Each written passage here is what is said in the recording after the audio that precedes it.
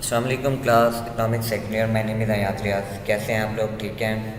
آج ہمارا 18th lecture ہے زکوٰۃ اور زکوٰۃ کا تصور. اس چیپٹر کو سٹارٹ کرنے سے پہلے میں آپ کو یہ بتاتا لوں کہ ہمارا آج کا جو چیپٹر سٹارٹ ہو چکا ہے وہ ہے اسلامی نظام معیشت.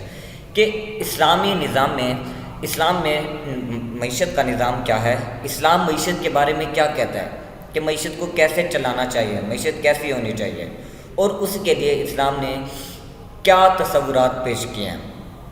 سب سے پہلے اسلام نے زکوٰۃ کا تصور پیش کیا ہے.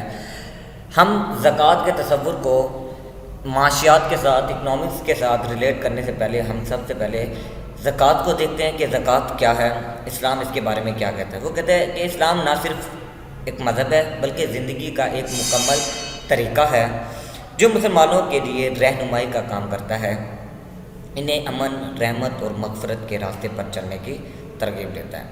اسلام کے ان 5 ستونوں میں جو مسلم زندگی کو فطرتاً ہے، ضرورت مندوں کو یہ تشویش انتہائی ضروری ہے. اس کی اہمیت کو ہم آگے بیان کرتے ہیں کہ اسلامی اصول کے مطابق ساری چیزیں اللہ کی ہیں، اور یہ کہ مطلب ہے کہ دولت انسان کی امانت میں ہے. لفظ زکوٰۃ ہمارے مالوں کا تزکیہ ہوتا ہے جب ہم نمو اور طہارت ضرورت مندوں کے لیے تناسب دیتے ہیں، اور توازن دینے کا یہ عمل اور ہماری معیشت میں نئی ترقی کی حوصلہ افزائی کرتا ہے. ہر چیز کا الگ الگ حساب کتاب کرتا ہے. زکوٰۃ مسلمان اپنی زکوٰۃ زیادہ تر مقاصد، اس میں ہر سال کسی کے سرمایہ کی 2.5% کی ادائیگی شامل ہوتی ہے. یعنی کہ زکوٰۃ جو ہے ہر سال اپنے مال کا 2.5% غریبوں، مسکینوں اور ضرورت مندوں میں ادا کیا جاتا ہے. اب اس کا ملکی معیشت میں کیا فائدہ ہوتا ہے، ملکی معیشت کو کیا فوائد پہنچتے ہیں، اسلام میں معیشت کے بارے میں زکوٰۃ کو اہمیت کیوں ہے، اس کے بارے میں آگے پڑھتے ہیں. وہ کہتے ہیں اسلامی نظام میں ساری چیز اللہ کی راہ میں ہیں اور زکوٰۃ 2.5% شامل ہوتی ہے. اسی طرح زیادہ سے زیادہ صدقہ ایک سخاوت کرنے والا بھی دے سکتا ہے، لیکن یہ زیادہ مناسب ہے کہ اس کو چھپ چھپا کر دیا جائے تو یہ اللہ کو خوش کر دیتا ہے. کیونکہ جب ہم زکوٰۃ ادا کرنے کے لیے ہوتے ہیں، نہ کہ محض دکھاوے یا ذاتی فائدہ کے لیے، اس کے گہرے رضاکارانہ خیراتی کے معنی صدقہ اگرچہ معنی ہے. اب اسلام میں زکوٰۃ کی اہمیت کیا ہے؟ اسلام کے یہاں تک کہ اگر کسی کے پاس کچھ بھی نہیں ہے تو اسے اپنے نفع کے لیے اپنے ہاتھوں سے کام کرنا چاہیے، اور پھر اس کی کمائی میں سے صدقہ میں سے کچھ دینا چاہیے. غریباً اس سے غریبوں، اور اللہ نے فرمایا اگر کوئی شخص کام کرنے کے قابل نہیں ہے تو بھی مسکینوں کی مدد کرنی چاہیے. مسکینوں کی مدد کرنے کو کیسی ہوگی؟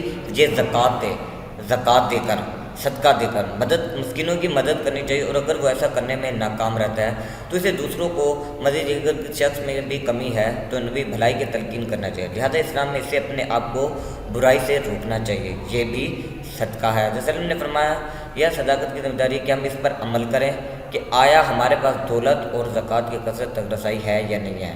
ہمیں فراوانی کے ساتھ مشکلات کے اوقات میں بھی صدقہ کرنا ہوگا. یعنی کہ زکوٰۃ دینے سے آپ کا پیسہ جو ہے وہ گردش میں رہتا ہے، پیسے کی تقسیم جو ہے یہ برابر ہو جاتی ہے. دیکھیے جی، پاکستان جیسے جتنے بھی ترقی پذیر ممالک ہیں، ان کی بہت سارے مسائل میں ایک سب سے اہم مسئلہ یہ بھی ہے کہ ان ایکول ڈسٹریبیوشن آف انکم ہے. آمدنی کی، پیسے کی غیر مساوی تقسیم ہے، اس کی تقسیم جو ہے وہ برابر نہیں ہے. لیکن اسلام نے زکوٰۃ ایک ایسا سسٹم دیا ہے، ایک ایسا نظام دیا ہے جس سے پیسہ جو ہے برابر کا سب میں تقسیم ہو جاتا ہے. امیروں کے پاس بہت زیادہ پیسہ ہے، جب وہ اپنی زکوٰۃ دیتے ہیں تو ان کے ہاتھوں سے پیسہ نکل کر غریبوں تک آتا ہے، ضرورت مندوں تک آتا ہے، ان تک بھی پیسہ پہنچ جاتا ہے اور وہ بھی اپنی ضروریات پوری کر سکتے ہیں. اور اس طریقے سے پیسے کی جو تقسیم ہے وہ برابر ہو جاتی ہے. اور جب غریبوں کے پاس پیسہ جائے گا، جب سب کے پاس برابر پیسہ جائے گا، غریب لوگ، ضرورت مند لوگ جن کے پاس پیسہ جائے گا وہ بھی اپنی ضروریات پوری کریں گی، اور اس طریقے سے ہماری معیشت کو فائدہ پہنچے گا. کیونکہ سب کے پاس پیسے آ جائیں گے، سب اخراجات کرنے لگ جائیں گے، ڈیمانڈ جو ہے ہماری وہ پوری ہونے لگ جائے گی. سپلائی بڑھ جائے گی، کیونکہ جب اور لوگوں کے پاس پیسہ آئے گا وہ اخراجات کریں گے، چیزوں کی ڈیمانڈ بڑھنے لگے گی، جب چیزوں کی ڈیمانڈ بڑھے گی تو ظاہر سی بات ہے اس کی سپلائی بھی بڑھانی پڑے گی، جب سپلائی بڑھائے گا ایک پروڈیوسر تو اسے سپلائی بڑھانے کے لیے نئے مزدور رکھنے ہوں گے، نئی مشینری لگانی ہوگی، اور جب وہ نئے مزدور لگائے گا تو ظاہر سی بات ہے ملک میں روزگار بھی بڑھے گا۔ تو زکوٰۃ کا ایک فائدہ ایک یہ بھی ہے کہ ہمارے ملک کی معیشت پر اس کے بڑے ہی پازیٹیو یعنی کہ بڑے ہی مثبت اثرات ہیں۔ تو عزیز طلباء، آج کے اس ٹاپک میں اگر آپ کو کوئی بات نہ سمجھ آئی آپ لوگ مجھ سے رابطہ کر سکتے ہیں۔ کل تک کے ٹاپک کے لیے اللہ حافظ۔